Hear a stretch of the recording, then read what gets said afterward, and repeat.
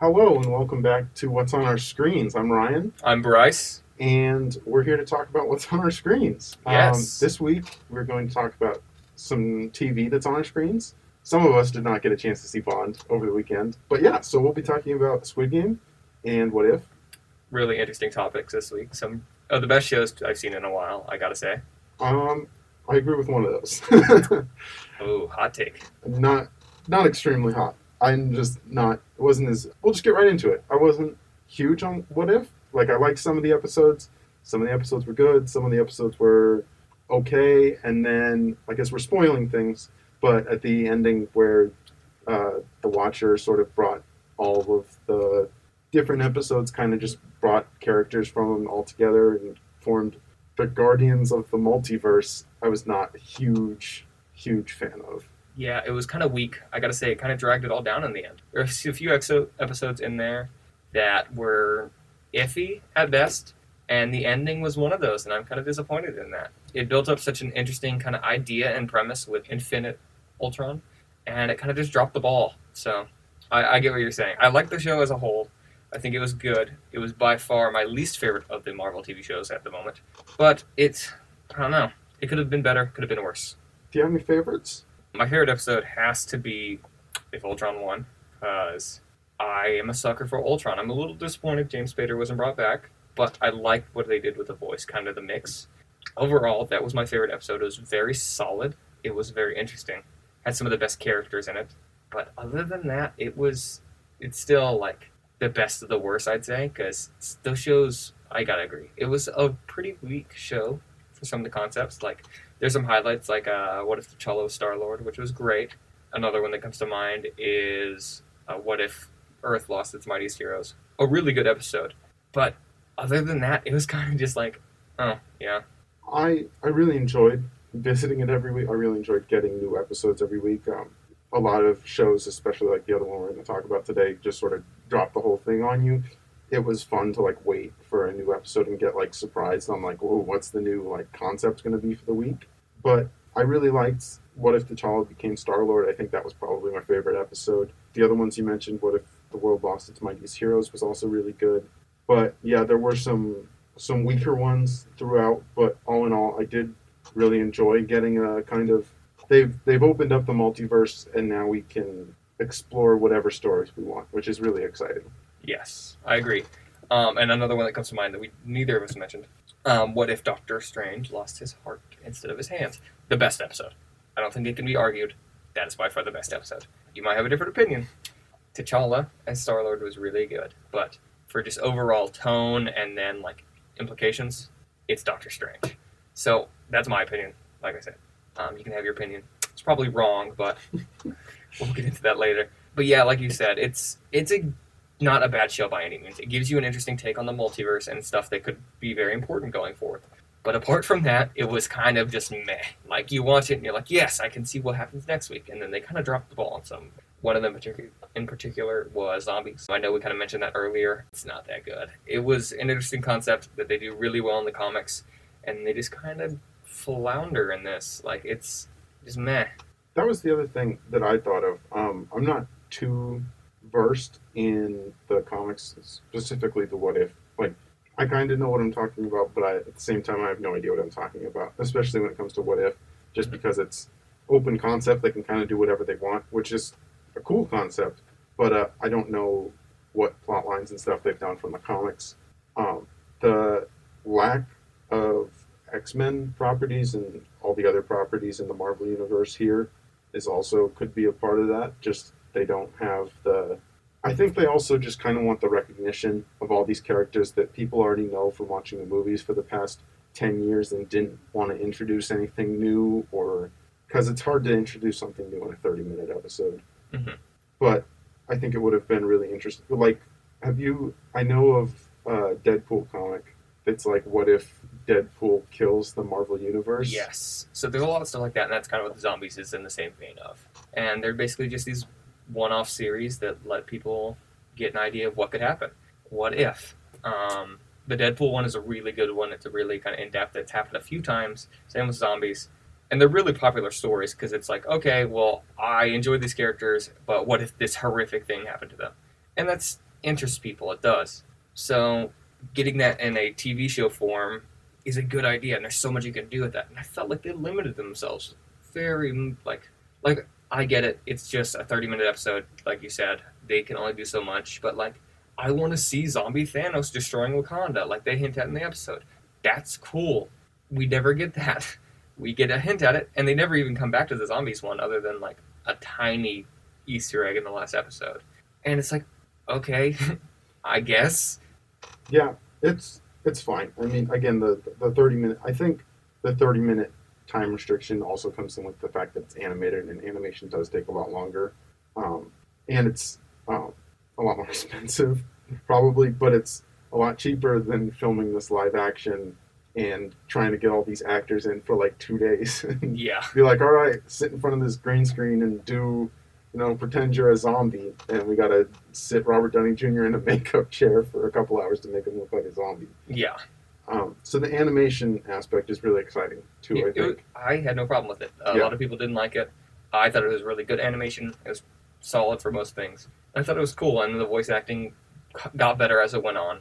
It was just, it could have been better. That's kind of my last word on it. It could have been better. Yeah, the animation style is very distinct. I don't think I've seen anything. I think I've seen things similar, but not anything quite like this. I'm really like animation. It was really exciting to see it being pushed without limits. They kind of just said, "Oh, it's." Along with the what if concept of like, what if we can do whatever we want, animation also allows for them to literally do whatever they want. So that was really exciting to see. My question for you is do you want to see more of this? Do you want a season 2? And what would that season 2 look like? So we actually don't have a choice. They've already set up the season 2. And I want to see some more. So as you could kind of tell, it was diverse in what they picked from. But the majority of the storylines they pulled from were mostly Phase 1, Phase 2. The early Avengers, Guardians of the Galaxy, stuff like that. Thor, stuff like that. It didn't really dive too deep. It went to Thanos and stuff like that, but not too deep. Went up to Ultron, really. So I want to see some more like, what if Thanos kill, or like half the universe, the other half of the universe got snapped away. Something like that.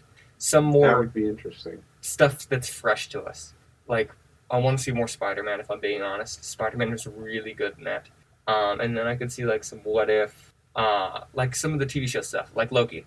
What if Lady Loki didn't get pulled out, or something like that. Just some newer stuff. Yeah. Which I feel like they could have went for, but at the same time, just with everything being so muddled lately, it was difficult. And so, for what the show is, it's good. It's solid. There's nothing wrong about it.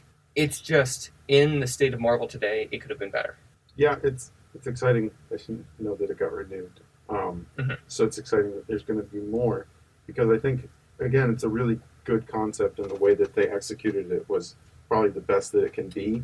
Let me rephrase. The way that they executed it through the animation is the best that it can be, but the execution of it was fine.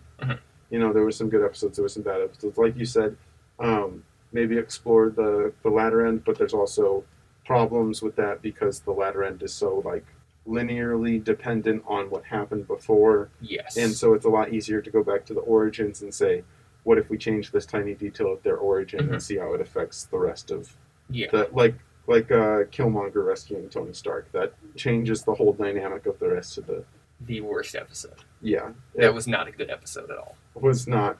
Killmonger as a character is fascinating. In that show, he was absolute garbage. I did not like him whatsoever. Yeah. Yeah. It wasn't great. Thor, what if Thor was an only child? That one was a highlight. I liked that one a lot. That one was fun. It was probably, it's what if should have been overall, with that just kind of fun tone where they got to do whatever they wanted. And like Loki as a frost giant. Such little details were really cool. It's just, it's the diamond and like the rough. It's still, even that could have been better. Yeah. But overall, I'm being very harsh. It was a good show. I liked it a lot. I enjoyed coming back every week. It's just certain things I would want to see differently, certain things I wouldn't want to see at all, and that's it. Like, there's not much that they could have done differently, to be fair. They were in COVID guidelines, they were kind of stuck, but it was still good. Yeah, I agree. We're being a little harsh on Yeah. something that I really enjoyed Yeah. seeing every week. Um, Again, with the concept of kind of doing whatever they want in this universe. Have you seen Star Wars Visions? I have not watched it yet, but I know the idea of most of the stories. Um, I won't get into specifics. That's fine. But after walking out of the last Star Wars movie, the most recent live action one, don't even remember what it's called. Rise of Skywalker? Yes. Yeah. My thought was great. Like, not great. Yeah. Not great, but great. I'm happy that this is done. It's over. So now that they can let people do what they want. Because, like, The Mandalorian is great, and other than, like, the little pieces here and there of, like, the Star Wars continuity that everybody knows, it kind of lives on its own. Like, there's, references to the Republic and wars and the Empire, but Pretty big reference in the end there with the whole character. yeah. But I mean, aside from all that, most contained. episodes it is contained and it stands on its own. And walking out of that Star Wars movie, I was like, great, this is done. Now they can just give like creative people free reign to just do stuff in this universe. Like that would be the best thing moving forward for Star Wars. And they're kind of doing that and they're kind of not. They got some TV shows that are still in that main timeline, but they're doing other stuff like Star Wars Visions, which is just like, let's just have some cool animated lightsaber fights and stories in and around the Star Wars universe that don't have anything to do with people named Skywalker. Star Wars, but animated, or as an anime. So, and that's cool. It's fresh. It's new. It also traces back to the origin of certain Star Wars characters and the kind of lightsabers and stuff like that to katanas. It's good. I like it. And then, like you said, I like that we're past like the main kind of storyline of Star Wars. I think it's over. I think we'll get more good versus evil. I could see them going to the beginning. I don't think there needs to be any more to the end. Please don't add any more to the end. I would rather see a Knights of the Old Republic before anything. Even that would be pushing it. I like that property, but you could leave it as a game. I want to see some parallel stuff. I want to see some stuff going along at the same time that is so much bigger or smaller on scale than the main event that it wouldn't even cross paths. Like something so massively galaxy changing that this thing happening on the side doesn't even matter to these people, but only this event does.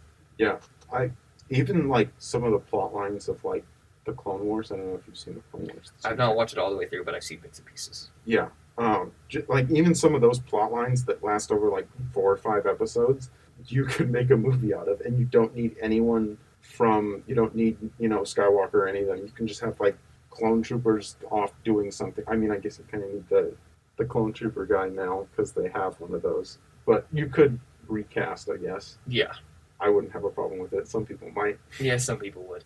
And that's the beauty of Star Wars, I think. It's such a wide universe and such a spanning universe that you could really do anything, and people couldn't be like, well, that's not how it works. And it's like, well, it does now because I own the property. Yeah. And Disney's been hesitant with that. I think they're getting better. There's I think 19 new Star Wars projects being worked on at the moment. There's a lot. And most of them are like their own separate trilogies. Possible Han Solo sequel, I believe. But other than that, it's just like, okay, yeah, Han Solo is cool. It's a parallel to the storyline that we already have. I'm interested in seeing that. But just go out there. Get wacky with it. Do some weird stuff. Why not? Yeah, and I bring this up because I think it parallels nicely with the Marvel Universe, and specifically What If, but the Marvel Universe as well. I think we can see that they're going to start branching out and telling smaller stories, especially with the TV shows coming out.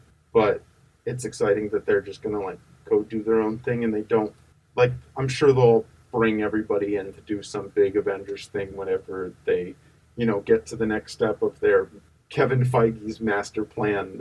It's all out on a what do you call it? Poster board or whatever. Yeah, the poster board and Charlie Day. Yeah, with the strings exactly. But it's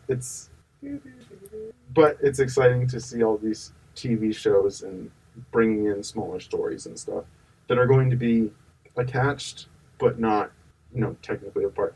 Did you know that they're making an Ironheart series Yes. starring Such a small, kind of controlled story in this bigger universe. Yeah, I know it. featuring the female version of Iron Man. Did you know that she's going to be in Black Panther 2? Yes, I heard about that. I'm interested. Yeah. We'll see what happens. Yeah, I am too. I don't know why I ended It's up got to on... start in somewhere. I don't know how you ended up there, I'm going to be honest. Complete turn out of what you were saying, but it works. Yeah, I don't know how I ended up on the Black Panther 2 IMDb page, but I saw that in there and I was like, oh, they haven't even started that TV show yet. This is going to be a fun one to edit for Harry. Yeah. That's all I know. Oh, yeah. But yes, that is going to be a very interesting story because it's going to kind of continue the Iron Man idea alongside Armor Wars with Rhodey. Oh, yeah, I forgot that that's a show, too. Yes, Jeez. so many new properties, so many smaller stories. Yeah, they're doing so much with Marvel. It's hard to keep track. Yeah, and like I said, we are being very critical of What If and the different Marvel shows. To be fair, Disney's a billion-dollar company. They should be able to do these things right by now. But creatively, everything is going very well for them. I have a question for you. Ask away. The Fantastic Four has not been cast yet, officially. If it's not Emily Blunt and John Krasinski, I will riot. Okay, yeah, that was going to be my question. It was, who do you want cast as the Fantastic Four? Emily Blunt and John Krasinski have had their names thrown around a million times. They just look like the characters. They do. And they fit the age range of the people they're hiring. I don't want another young Fantastic Four, please no. Victor Von Doom, I would be very happy with a Keanu Reeves anti-hero Victor Von Doom. As for The Thing and The Thing is tougher. The Thing is tough. I could see anyone playing him, honestly. It doesn't matter that much. When they first announced the Fantastic Four being a part of it, I saw a bunch of fan castings. One of which, as a joke, was the cast of It's Always Sunny, which I thought was hilarious. Danny DeVito is The Thing. Yeah. Yes. But I saw Darcy Montgomery, Stranger Things. He's the... Oh, yes. I saw him the as older brother with... Yeah, I know who he is now. Wannabe Zac Efron. Almost identical. Look at a photo of him and tell me he does not look identical to Zac Efron. He's a little bit... His face is a little bit wider. But, yeah, I could see that as the Thing. What about... I really like him in Stranger Things. And then he's he also really played good. the... Power Ranger? Yeah, the Red Power Ranger, Yes. the Power Rangers movie, which I need to revisit. We're getting a new one of those. Not from that same group, though. Are we? Yeah, it's a completely separate thing. I know we're getting a Power Rangers video game as well. Hey. It works. I love Power Rangers. I do too. It's such a good property. I'm here for it.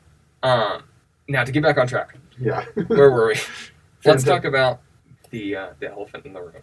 Oh, yeah. Okay. Which is... We'll move on to our next topic. The most interesting, out of left field, Squid Game. Yeah. 10 years in the making. Yeah, apparently 10 years in the making. Which, can you believe? 10 years in the making is 2011. Yeah, that's... We are old. Yeah. 10 years is also... 10 years is a long time to try and get something going. But it paid off. Yeah, it definitely paid off. Extremely well. Like the most viewed Netflix show ever at this moment, I believe. I don't think yet. I think it's getting close. It's on track. Yeah, it is on track to become Netflix's most viewed show.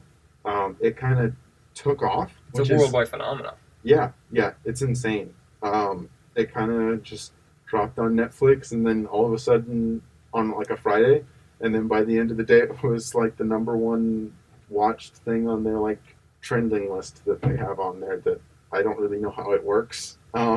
It's really good though. The show is it's extremely well done. It is well deserved. It deserves the hype that it's getting. Yeah. Do you want to speak on it a little bit? I do. I will talk about it. So, for anyone who hasn't seen the show, spoiler warning, it's basically your favorite children's games, if you're from Korea, turned into death games. If you fail, one of which is kind of worldwide game, which I think is why it does so well. They're Korean games in their culture, but some of them can go like out and spread out, diversify themselves amongst different like communities. Red light, green light, where if you get caught, you get shot. Such an interesting concept, and this is not a show for the faint of heart. It is brutal. Yeah. It is graphic. It is gory. It is crude. But that's the beauty of it. It feels real. Like, There's things that happen in the show. It's like, okay, well, if this was happening in real life, this is how people would react. And they're trying to get through, and it's for money, it's a cash prize. And that's also part of the fun of the show, is that these people aren't forced to be here. Yeah. They chose to be there. Yeah. And that part of what's really, really great about this show is the time it takes to really set things up and have you understanding where all these characters are coming from. Specifically, the choice at the end of episode 1 that everyone decides to go home, and then they all decide to come back, or most of them decide to come back. I think it's all but like 13 come back. Yeah, which just really, really demonstrates how desperate these people are to try and improve their lives, and that how they think that winning this game and putting their lives at risk to win this game for money, how much they think that they need that. And they've decided, like, they went back to their normal lives and decided that my life was better in a game where I could die tomorrow than stay in my life. Yes, and that's part of the beauty of the show as well, is it's the illusion of choice. And that's one of my favorite things in any form. That idea that you have free will and you don't. And that was kind of the point of the show, is that these people, and they kind of talk on that, not talk on it, but they address it in the way at the end of the show. These people have the complete free will to go and leave the game and not come back. And yet they all do, when in reality they don't have a choice. The only way they can thrive as a human being is going into this game and risking it all for money. And I think it speaks a lot on the kind of culture of the world at the moment anyways. It's the risking it for a biscuit. People will risk everything to succeed. They don't care what it is, whether it's their life, their livelihood, everything, just for a chance at being the next big thing. And the show touches on that a lot. It's these people, they will die if they fail. But the chance of just becoming rich and powerful, it's what they want. And so they're going to do anything to get there. No matter who it takes them killing, the sacrifices they have to make, they're going to do it. Yeah. And I think, and again, the first episode, spending so much time with the main character and really setting up, like, he's a degenerate gambler and he's got a broken relationship with his mom and with his daughter, and it just really shows you how he gets to the point of wanting to play in this game and deciding that this is the best way for me to, try and improve my life. And without even showing us everybody else's story, you understand that everybody else there has a similar story, and everyone else there has made the same decision that they need to be here in order to try and improve their lives, which is, again, really great concept and extremely well executed. Yeah, I agree 100%. It's a show about desperation from, I think, all parties, because even the people at the top are, they talk on that, how they get so bored that they're desperate to have anything exciting happen in their lives, and so they go and watch these death games. Yeah. And it's about being desperate for anything, just enjoyment. And these people are going to risk it all, and it's fascinating to watch. And you feel bad watching it as well, because it's kind of it very much portrays the audience as the VIP members, where we are watching these people die for our enjoyment, even though it's not real. We're just as bad as them, because it's like, oh, look at that person, they just got blown up, or they just fell to their death. And it's just, that's why you watch the show. Yeah, I think that's part of it. And then the other part is, this is a really, I'm getting a translated version via the subtitles, but from what I'm reading, really well written. All the characters they're real. Mm-hmm. They're real characters, they have real emotions, and you get to see all of those emotions. Extremely well acted. Characters, you love the characters. I enjoyed almost every character in it, good or bad, just for how well they were acted. Even the worst character, you're like, that is some amazing acting. Yeah, you're like, he's a real piece of garbage. But he's so good at being a terrible person. Yeah. I was dumbfounded watching episode 6, which for those who don't will probably remember if you've seen the show, is the episode with the marbles. My family was watching this. They were watching it alongside me, not with me. My little brother, he's 12 years old, so little sensitive content, but he's a big boy, so I can watch it. he cried for an hour after that episode. He broke down and cried.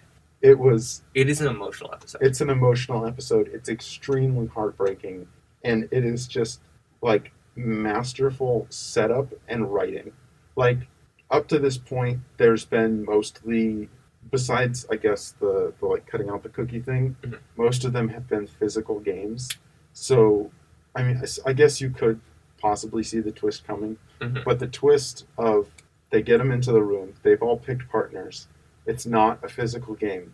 It's like a mind game or like something, something simple. But yeah, then it's something the game simple. is to kill your partner. And the twist of you're playing against your partner, and it's beautiful. Yeah, and the marbles is like, it's not something that they're far. It's very like close up and it's intimate, and it gives what we get in the episode is it gives the two people who like basically they have to like decide between the two of them who is going to die, and they basically just have to sit there and talk about it. Was just such a great writing decision and executed so well. Yeah, and the whole thing they talk about it in the show. They are like, your only goal here is to get the marbles any means necessary through a game. You can't hurt the person, but get the marbles. And so it leaves it open to people can just hand you the marbles. They can sacrifice themselves like that. Like I know in the episode there's a husband and wife who just naturally pick each other as their team. And it's like, okay, one of you has to die now. Yeah. And I think it was pretty obvious going into it what was going to happen. At least I saw it. I was like, okay, they're going to put them against each other. But you don't want to believe it. Like you're watching and you're like, no, they can't. These characters that they're putting together, they can't do it that way. And then they do it, and they rip you apart. Especially... yeah, the two episodes prior really get you inside this group of like kind of the main characters, and then you go into the episode and it's like, well, half of them are leaving now, half of them are going to die. It's just like a really just gut punch of a twist that like 3 or 4 of the characters that you've really connected with and really like are going to die, and it's going to be either A, because one of their like traits is like the guy who was from I think Pakistan. Ali. Yeah, who was like he's so nice and naive to a fault. Yeah. Where that's what ends up killing him. Yeah, and he even mentions in the episode, he goes, I've never played this game. How do I play this game? And at that point, it's like, okay, he's gone. And the other guy takes Sang Woo, I think is his name. Yeah, takes advantage of him.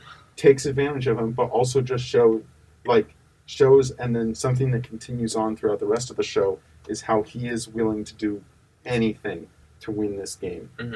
And you don't really see that ruthlessness before. You see like hints of it, but after this, you're like, this dude sucks. But at the same time, he's such a compelling character. Yeah, you can't look away. And that's kind of the beauty. I think that was the pinnacle of the show. You get to that episode and you're like, okay, this is what's happening, and then it spirals to the end. Because like after watching that episode, you have to finish it. Like it's hard to take a break. I was gonna say the opposite. Really? After I watched that episode, I was like, I am good. Like I could go the rest of my life without finishing. Like personally, I have to finish it because that's just how I am. But at the same time, I was like, that was so good that I know that the rest of it can't live up to it.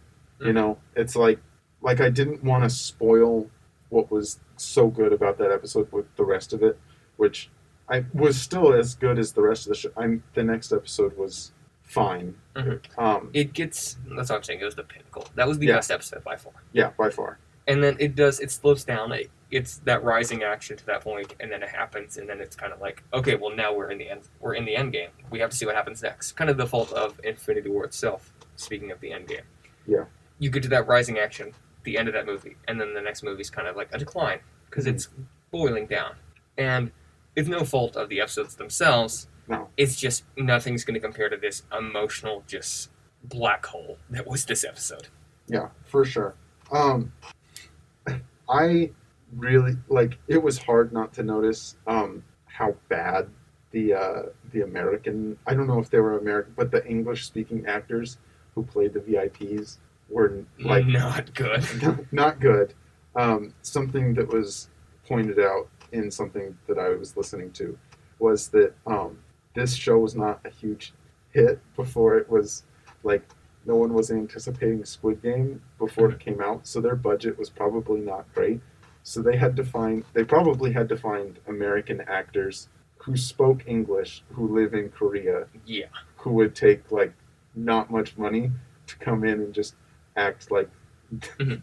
you know, rich people who do whatever they want. And they were very careful to only let one of those people be shown.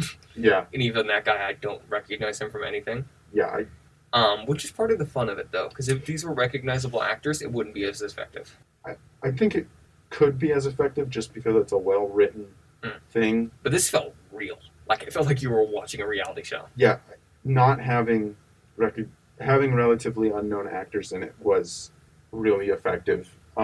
I think that rings true for most foreign films that I watch. It's a lot easier to get pulled into it because I don't. It's like, oh, that's instead of, oh, Leonardo DiCaprio has another dead wife, or it's like, oh, this person is like a just a normal person who's living their life, and this is the story that's happening. Yeah. And I think also, this is a completely unrelated thing, but talking about bigger named actors, I think the beauty of movies today and like streaming services is that 10 years ago, if this show got released, there would be an American version within 2 years. They would have made an American version of the show from how successful it was. And they would have been like, all right, here it is with big name celebrities and stuff like that. But this way, all these audiences can see it. Everyone can see it everywhere for the most part. And it's a phenomenon. It's amazing. And we don't need to get big names in it because there's no need to redo it because it's amazing. Yeah, and I think that whether this, I think this caught on obviously and has involved itself in in the zeitgeist right now. But even if it hadn't, it still would have been something that like people who had seen it would have been like trying to get everyone to see it. And I think that's how it spread so fast, is because everyone saw something and they were like, this is really good. I need to share this with people. And part of that's it's just a well-written show. And then another part is that Netflix is just sort of like their like shotgun blast method where they just give money to everyone to try and make, new things. And they're like, if something catches on, great. If it doesn't, we only spent, a little bit of our millions and millions of dollars to make it. Yeah. And this is one of the success stories of they found, gold in when sifting for gold, they found a gold nugget, you know? And that's part of the reason I think Netflix has been so successful is that they are mass producing shows at one of the biggest rates out of any streaming service. And so, of course, out of every 10 shows you release, one's going to be really good. And I think this was that one because out of everything else that they released recently, not very memorable. And so I'm impressed. And this isn't the first for a lot of people, this is their first interaction with kind of the death game genre. Almost not Saw, but Saw is in that kind of same area.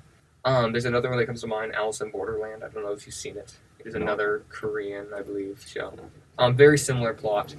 Came out a few years ago, which it basically flopped. Didn't do really well because it was such a niche kind of show. It's on Netflix as well. But this one just hit at the perfect time with Netflix sponsoring it that a lot of people saw it. A lot of people loved it. Same thing with Tiger King. Very kind of weird out there show, but just hit at the perfect time to be massive. Yeah.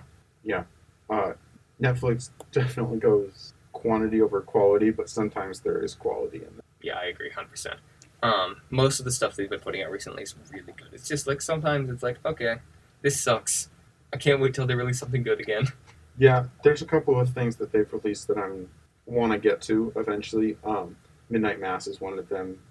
Mike Flanagan's new horror TV show. He's made 3 of them now for Netflix, and yes, I've seen one of them, and really good. From what I've heard, the 2 that I haven't seen are probably better. And then Maid. Have you heard about Maid? I've heard that Maid is really good. I have not. It's about someone who is a maid for someone who's just obscenely rich, and just living her life. Okay. I think she's the titular maid is played by Margaret Qualley. Okay, I will check that out. Who I really like. Yeah, I've seen a couple of things about it, but haven't really looked into it too much. Yeah. But it's something that I definitely want to check out. Farther out down the road, Netflix is releasing a Cowboy Bebop adaptation. Oh yeah, which should be good. I'm intrigued. Have you seen the original? I have not seen much of it. I've seen bits. I'm working my way through it. I started it a while ago, and then kind of fell off, kind of lost interest, and then I started rewatching it again recently to, sort of prepare for the new one to come out. And I cannot believe that I got bored by it because it's so good. Really? Yeah, it's so exciting. Like some episodes are really emotional, and it's like, kind of like that episode 6 where like you get to the end and you're like, holy crap. I need to sit down. That was like a 20-minute episode, and it just like broke my heart. Mm-hmm. And then other episodes are just like, let's just go on a fun adventure where we're chasing after this like bounty. Yeah. Which, like, space bounty hunters, you can't. Yeah. Amazing. You can't go wrong. Like. And that's kind of the beauty with anime in general. I think the 20-minute episodes, they have such a little like short amount of time to fit in a story, which it allows for bigger arcs to happen over like shorter periods of time, which is really great. Like I know Attack on Titan is by far my favorite. I know I'm basic, but it's just so beautiful that they can have an entire like massive like what would be one episode in a different show storyline over 5 different episodes, and it's be short but be so good and so complete. Yeah, the one that comes to mind that's like extremely short episodes is Death Note. Like if you really like cut the fat, cut the 2-minute intro, cut the 2-minute outro, cut the little space in between, and by the time you're done, there's like a 18-minute episode, which is like basically a YouTube video at that point. Mm-hmm. And it's like you can just cruise through that. Like I watched that whole show in like a day. Yeah. And yeah, like you said, like even though they have these little bits and pieces for episodes, you can do a whole lot over the course of time. From what I've seen for the live action Cowboy Bebop is exciting. It looks like they're pulling a lot from the original show. I'm really, really hoping that this is the one they get right. Because Death Note was not good. Oh, this is the hot take that I have, but I love that movie. I love the Death Note I Netflix love Willem movie. Dafoe, and that's it. Not because I think it's good. Just I have so much fun watching it. It is so much fun to watch. Bittersweet Symphony playing on repeat the entire movie. Just great. I think they also made a Full Metal Alchemist movie. Yes. That I don't think people liked. Yeah. I haven't gotten It into didn't that do yet. great. That was still in the time when Netflix was kind of like releasing flop after flop. And then they started getting better and better and better. And here we are. I think Stranger Things was kind of like the first, like, oh, this is good. Yeah. Like, at least I can remember. Well, House of Cards really took off. House of Cards, yeah. Which, have you seen? I have not. I started it. I know Kevin Spacey is a terrible, terrible person. Awful human being. But he's a really great actor. Yeah. I was on a Fincher binge and found out he directed the first 2 episodes, so I just Really? Yeah. Okay, yeah. I'm sold on that already. I just went and checked out the first 2 episodes and then got hooked, and here I am like 3 seasons later. I've stopped kind of wanted to watch other things, so I like put that on pause. But I also really like political thrillers, which is like basically what it is. But it's really good. Like I understand why it kind of took off as Netflix was starting to make their own original content. That was one of the first ones. Well, I will check it out. Do we have anything else to say about Squid Game? No, just if you're listening this far, hopefully you have already seen it. You've already seen it. If not, hopefully our conversation of it has convinced you. If not, I'm just going to reiterate, go watch it because it's really, really good. Mm-hmm. Overall, both things we've talked about today, What If and Squid Game, are great. They're both very unique concepts. They do some things good, some things bad. Just watch them and form your own opinion. That's all you can do. And, this is a spoiler podcast. If you've seen it this far, okay. But watch it anyways, even if you haven't. They're good shows. They're just, everything has its flaws. Everything has its high points. Check them out. And that's all I really got to say. Yeah, I agree. I think we'll wrap it up for this week. Since there's we There's had not too planned much on to talk talking about Bond for probably 40 minutes, but that didn't happen. I did see it, and just real quickly, I enjoyed it. It was one of those things that like, it's probably not the best Bond, probably definitely not the best Daniel Craig Bond, but I really enjoyed myself. It's very long. A fitting end, you'd say, to Daniel Craig's Bond. Mm, It's his last one. There is no more Daniel Craig Bond. there is definitely no more Daniel Craig Bond. Oh no. He has made it very clear that this Yeah. is his last. It's been his last one for the last 3 movies. Yeah, he's over it. But as much as he is over it, I think he really enjoyed making all of them. But yeah, I really enjoyed it. Some great action scenes. Ana de Armas is in it for like 10 minutes and just absolutely steals the show. And I'm sold. I will be checking it out soon. Yeah, great. Succession comes back next week. Oh yeah, Which we I will am talk about that. Extremely excited for. Have you watched any of it? Not yet. It's on the list to watch before the podcast. I will watch some of it before the podcast. Yeah. I was going to say if you can get through 2 seasons in a week, I'd be impressed. I'm sure it can happen. I think it might. I think you might really enjoy this show. You've expressed before that you really like things that are just about bad people. Mm-hmm. And this show is just about bad people who are obscenely rich. Yeah. It's been on my radar for a while. It's so much fun. It's got the first, I don't know if, I think that it's probably something that was conceived and understood that this was going to be a big part of the show, but I think Adam McKay's influence of directing the first episode and producing the show also helped. It has, you haven't seen The Big Short, but The Big Short also did this, of like, it kind of has like that, like the Office style, like, like quick zooms into people's faces and like kind of just like sits there and lets you like kind of watch their face. Yeah, comprehend. Yeah, but not in like the awkward comedy and like, you know, raising Looks an into the eyebrow camera. kind of. Yeah, they don't jim the camera, Yeah. you know, but it does like get up into their face and like lets you react to what's going on. Great writing, such great writing. The like insults that are slung back and forth in this show are unmatched. It's got such Kieran Culkin. I love Kieran Culkin. Kieran Culkin is perfectly cast in this. Like, you kind of see a little bit of his, like, you kind of see a little bit of his Scott Pilgrim versus the World character. It's kind of similar, but it's more, like, slimy and, like, his hair always looks, like, real greasy, and he's just, like, he has no real opinions and just, like, is always looking to, like, you know, screw people over and stuff. Yeah. It's so great. And Brian Cox as the dad of this family is really, really good as well. Jeremy Strong is who I was thinking of. Jeremy Strong puts out just an incredible performance every single episode.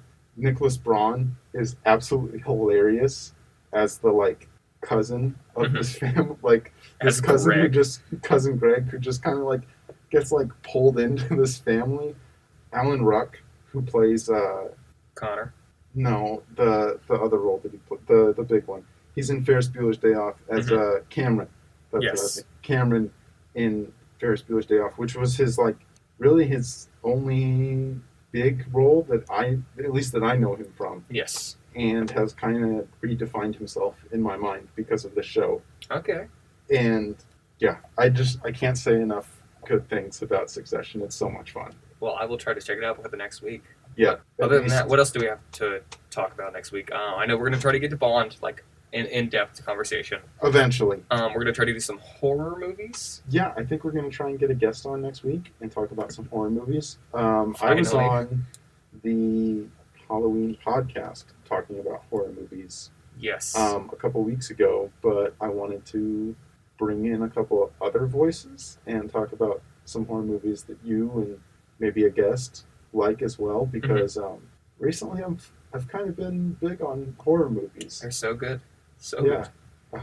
Just, you know, sometimes I get in a mood and I'm like, I just want to, you know, sit back and enjoy people getting killed by some, you know, superhuman, otherworldly being who just can't die. Yes. But all right. Other than that, I think we are good to go here. Yeah. I want to thank you all for watching tonight, if it is night. Listening tonight. Listening. I want to thank you all for listening tonight, if it is night where you are. This has been What's on Our Screens. Thank you for listening. See you next week.